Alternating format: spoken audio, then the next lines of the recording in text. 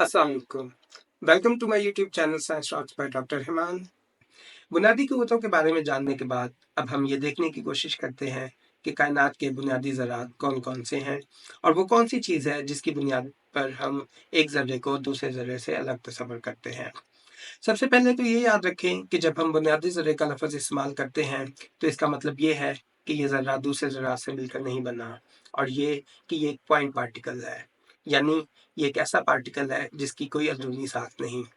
बुनियादी ज़रात बहुत छोटे साइज़ पर मुश्तमिल होते हैं, लेकिन हम अपनी आसानी के लिए ये फ़र्ज़ कर लेते हैं कि बुनियादी ज़रात का साइज़ सिफ़र है। अब हम इस सवाल की तरफ आते हैं कि वो कौन-सी ख़ुसूसियात हैं जिनकी बुनियाद पर हम एक ज़र्रे को दूसरे ज़र्रे से अलग तस्वर करते हैं। इस ज़मन में सबसे पहली ख़ुसूसियत कमियत है जिसे इंग्लिश में मैथ कहते हैं। अगरचे कमियत की तारीफ़ हम बचपन से ही सीख लेते हैं, मगर एडवांस स्टडीज़ तक आते-आते ये इतने मराहल से गुज़रती है कि कमियत का तसव्वुर मुख्तलिफ़ अशख़ास के ज़हनों में मुख्तलिफ़ है। चलें हम अपनी प्राइमरी क्लास वाली तारीफ़ से शुरू करते हैं कि हर वो चीज़ जो जगह घेरती है और वज़न रखती है वो मादा कहलाती है और किसी जिस्म में मादा की मिक़दार कमियत कहलाती है। 10वीं जमात तक आते-आते कमियत से हमारा वास्ता 2 जगहों पर पड़ता है। एक न्यूटन के कवानीन हरकत में और दूसरा न्यूटन के कानून इजाज़त में। कवानीन हरकत में जिस कमियत से हमारा वास्ता पड़ता है उसे हम जमूदी कमियत कहते हैं, यानी इनर्शियल मास। जमूदी कमियत किसी जिस्म की वो खासियत है जो अपनी हालत में तब्दीली के खिलाफ मज़ाहमत करती है। दूसरी तरफ कानून इजाज़त में नज़र आने वाली कमियत को शकली कमियत कहते हैं, यानी ग्रेविटेशनल मास। अब तक किए गए तजुर्बात की बदौलत हम जानते हैं कि जमूदी कमियत शकली कमियत के बराबर होती है। इस बराबरी को कायनात के एक असूल की हैसियत हासिल है जिसे वीक इक्विवेलेंस प्रिंसिपल कहा जाता है। इस बराबरी की अहमियत का अंदाज़ा आप इस बात से लगाएं कि वीक इक्विवेलेंस प्रिंसिपल से अखज़ किया गया एक और प्रिंसिपल जिसे स्ट्रॉन्ग इक्विवेलेंस प्रिंसिपल कहा जाता है, आइंस्टाइन के नज़रिया इज़ाफ़ियत अमूमी की बुनियाद है। कमियत के बाद बुनियादी ज़रात की दूसरी अहम ख़ुसूसियत इलेक्ट्रिक चार्ज है। इलेक्ट्रिक फ़ोर्स के तारुफ़ के दौरान हमने बहुत तफ़सील से देखा था कि कुछ अशिया एक दूसरे को अपनी तरफ खींचती हैं, जबकि कुछ अशिया एक दूसरे को परे धकेलती हैं। जो ख़ुसूसियत इस रवैये का बायस बनती है उसे हम इलेक्ट्रिक चार्ज कहते हैं और जैसे हम पहले देख चुके ये चार्ज 2 तरह का होता है, जिसे हमने अपनी आसानी के लिए पॉजिटिव चार्ज और नेगेटिव चार्ज का नाम दे रखा है। इलेक्ट्रिक चार्ज के बाद सबसे अहम ख़ुसूसियत स्पिन एंगुलर मोमेंटम है। ये वो पहली ख़ुसूसियत है जिसकी बुनियाद पर बुनियादी ज़रात की दर्जाबंदी की जाती है। स्पिन का लफ़्ज़ आते ही हमारे ज़हन में आता है कि शायद बुनियादी ज़रात अपने एक्सिस यानी महवर के गिर्द गर्दिश करते हैं, जिसकी वजह से वो स्पिन एंगुलर मोमेंटम या मुख्तसरन स्पिन हासिल करते हैं। लेकिन हकीकत में ऐसा नहीं है। क्या आप बता सकते हैं कि ऐसा क्यों नहीं है? इसकी वजह ये है कि बुनियादी ज़र्रा अपनी तारीफ़ के एतबार से एक ऐसा ज़र्रा है जो एक नुक्ते तक महदूद होता है। ये एक पॉइंट पार्टिकल है जिसकी कोई अंदरूनी साख नहीं होती। चुनांचे बुनियादी ज़र्रा गर्दिश नहीं करता और अगर वो गर्दिश नहीं करता तो वो स्पिन एंगुलर मोमेंटम भी हासिल नहीं कर सकता।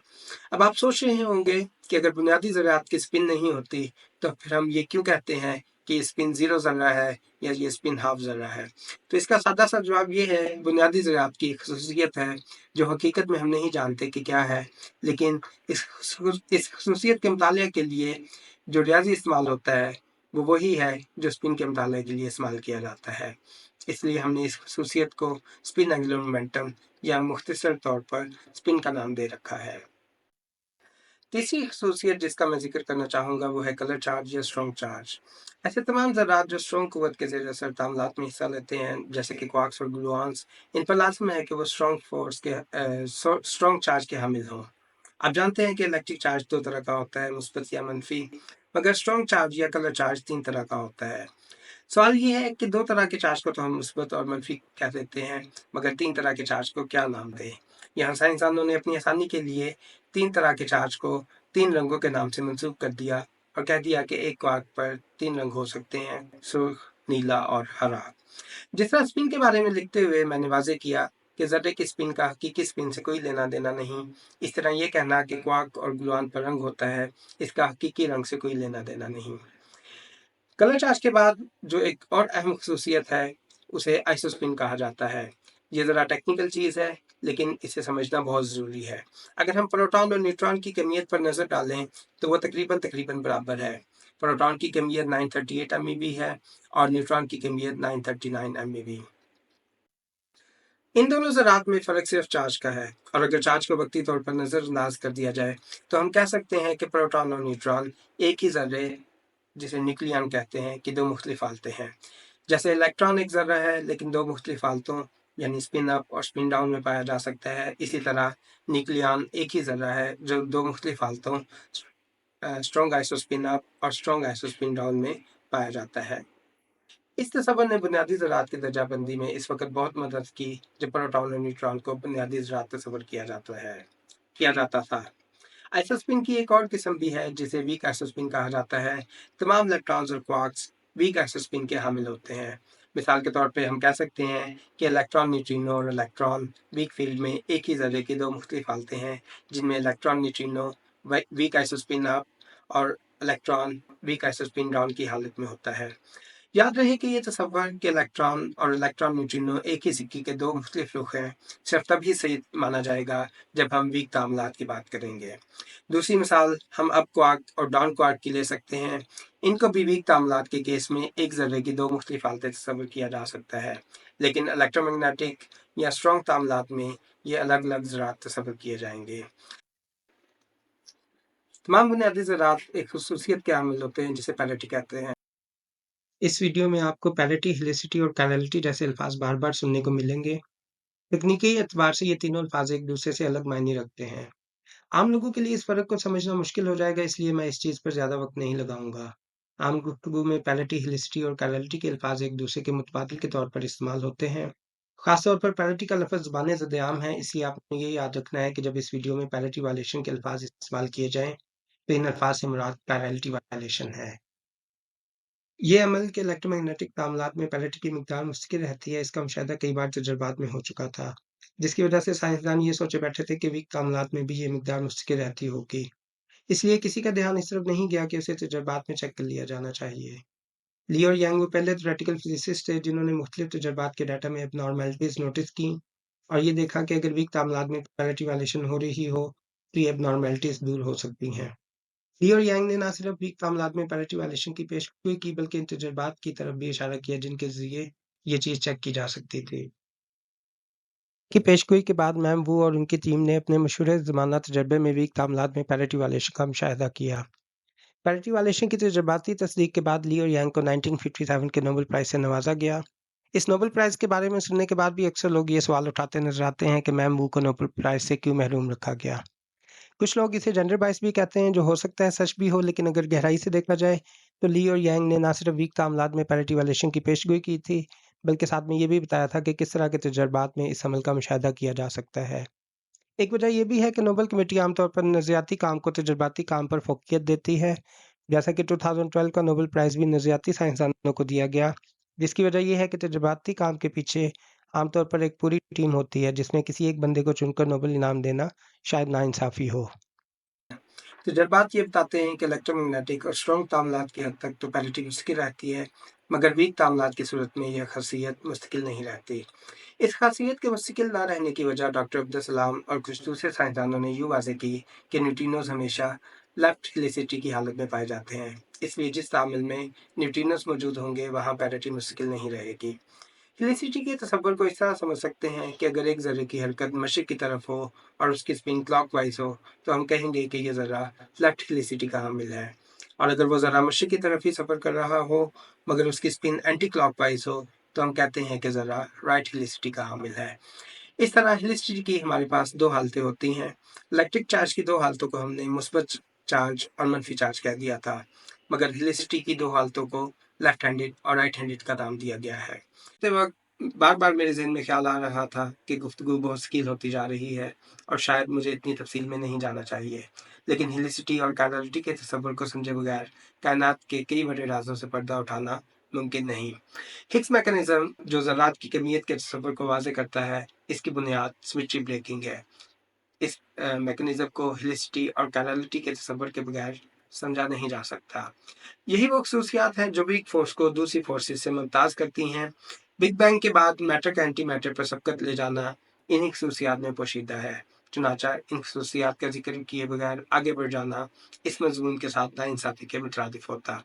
लेकिन जिन लोगों को इस तस्वर के समझने में मुश्किल पेश आ रही है, वो बस ये समझ लें कि बुनियादी ज़रात के पास जैसे एक इलेक्ट्रिक चार्ज होता है, वैसे ही एक और चार्ज होता है जिसे पैरिटी कहते हैं, जो बाकी तामलात में तो मुश्किल रहती है मगर वीक तामलात में मुश्किल नहीं रहती। बुनियादी ज़रात की खसूसियात समझने के बाद हम इस बारे में बात कर सकते हैं कि अब तक कौन से बुनियादी ज़रात दरियाफ्त किए जा चुके हैं और उनकी दर्जाबंदी कैसे की जाती है। शुरू करते हैं सबसे मशहूर बुनियादी ज़र्रे यानी इलेक्ट्रॉन से। इस ज़र्रे की खसूसियात की बात की जाए तो इस ज़र्रे पर मनफी चार्ज होता है और इसकी कमियत 0.5 MeV यानी मेगा इलेक्ट्रॉन वोल्ट है। हमारे मौजू के एतबार से इलेक्ट्रॉन की दूसरी दो अहम खसूसियात कैरलिटी और वीक आइसोस्पिन है। अगर कैरलिटी की बात करें तो एक इलेक्ट्रॉन कैरलिटी के हिसाब से या तो लेफ्ट हैंडेड हो सकता है या राइट हैंडेड।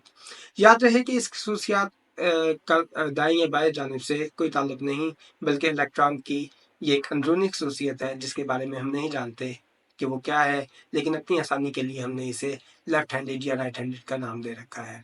इलेक्ट्रॉन की ये खसूसियत इसलिए बहुत ज़्यादा अहम है कि वीक फोर्स में सिर्फ लेफ्ट हैंडेड इलेक्ट्रॉन ही हिस्सा लेते हैं, जबकि इलेक्ट्रोमैग्नेटिक फोर्स में लेफ्ट हैंडेड और राइट हैंडेड दोनों तरह के इलेक्ट्रॉन हिस्सा ले सकते हैं। यही वो चीज़ है जो वीक फोर्स को इलेक्ट्रोमैग्नेटिक फोर्स से अलग करती है।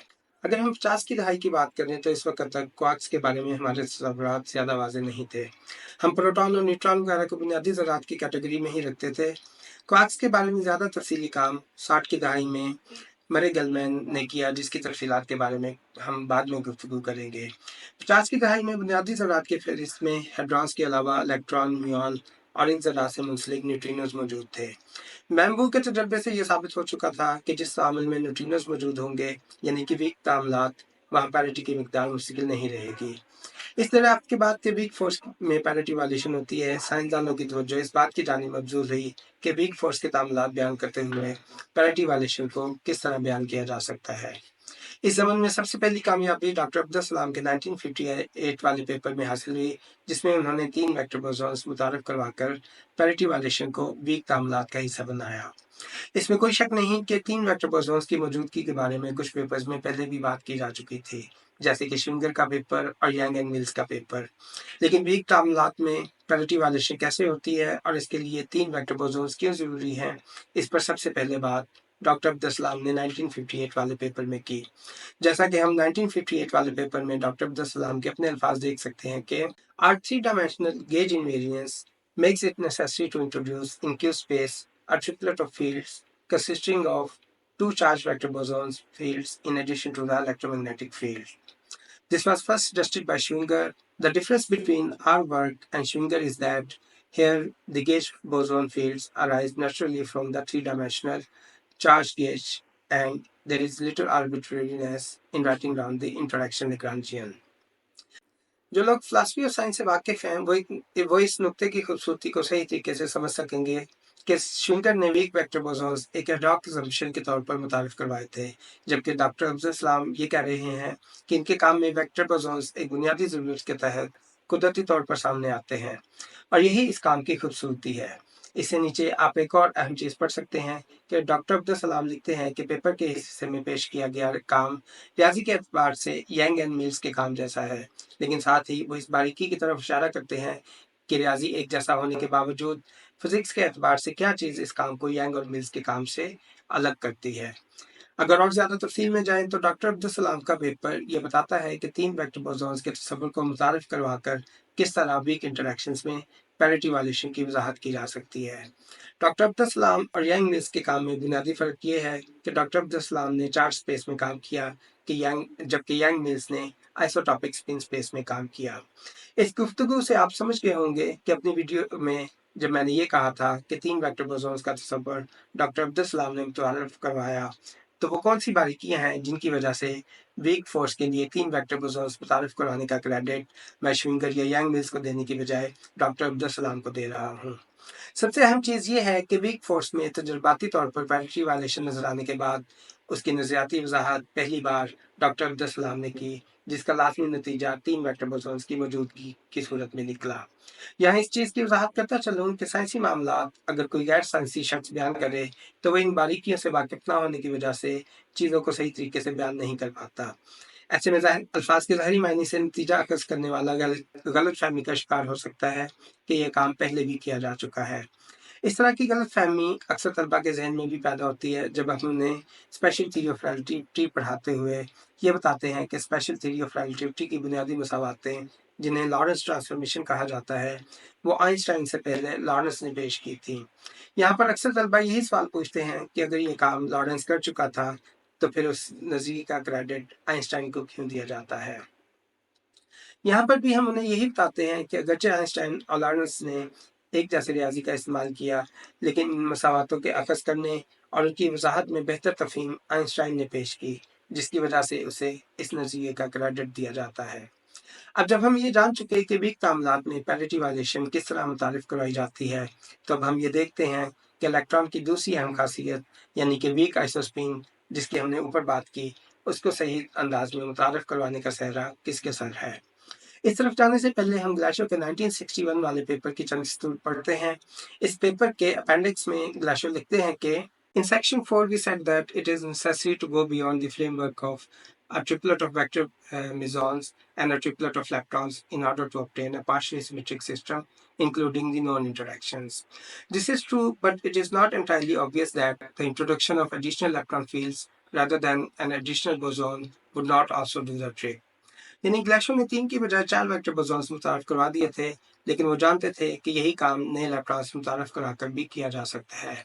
इससे आगे वो लिखते हैं कि अपने पेपर के इस हिस्से में उन्होंने इलेक्ट्रॉन्स के ग्रुप स्ट्रक्चर पर रोशनी डाली, जिसमें उन्होंने कहा कि अगर इलेक्ट्रॉन लेफ्ट हैंड न्यूट्रिनो के साथ रखा जाए तो म्यूऑन को राइट हैंड न्यूट्रिनोज के साथ रखना पड़ेगा, जो कि तजर्बाती तौर पर गलत होगा। ये वो बारीक नुकता है जिसे एक गैर साइंसी बंदे के लिए समझना नामुमकिन की हद तक मुश्किल है। हत्ता कि मैंने कुछ पार्टिकल फिजिसिस्ट के अल्फाज भी देखे हैं जो SU2 क्रॉस U1 स्ट्रक्चर मुतारिफ करवाने का क्रेडिट ग्लेशो को देते हैं, लेकिन हकीकत ये है कि 1961 का पेपर लिखते हुए ग्लेशो को इस बारे में नहीं पता था कि इलेक्ट्रॉन्स का ग्रुप स्ट्रक्चर क्या होना चाहिए। ये डॉक्टर अब्दुल सलाम का 1964 वाला पेपर था जिसने ये बताया कि इलेक्ट्रॉन्स को भी इसी ग्रुप स्ट्रक्चर में रखा जाना चाहिए जिसमें हम गेज बोसॉन्स को रख रहे हैं। जैसा कि आप डॉक्टर अब्दुल सलाम के अल्फाज स्क्रीन पर देख सकते हैं, Since the interaction of W3 with W plus and W minus is completely determined by gauge principle, it is crucial to check that the electric charge carried by W plus and W minus identically equals the charge on mu plus and E minus. Gauge theoretically, this is equivalent to making sure that W's belong to the same group representation as L itself. यानी एक बार फिर ये doctor Abdul Salam थे जिन्होंने पहली बार ये बताया कि इलेक्ट्रोवीक थ्योरी का असल ग्रुप स्ट्रक्चर क्या है। आज के लिए इतना ही काफ़ी है। इंशाल्लाह अगली किस्त में हम सिमेट्री ब्रेकिंग और हिग्स मैग्नीज्म की तफसीलात जानने की कोशिश करेंगे। अल्लाह हम सबका हामी और नासिर हो। खुदा हाफिज़।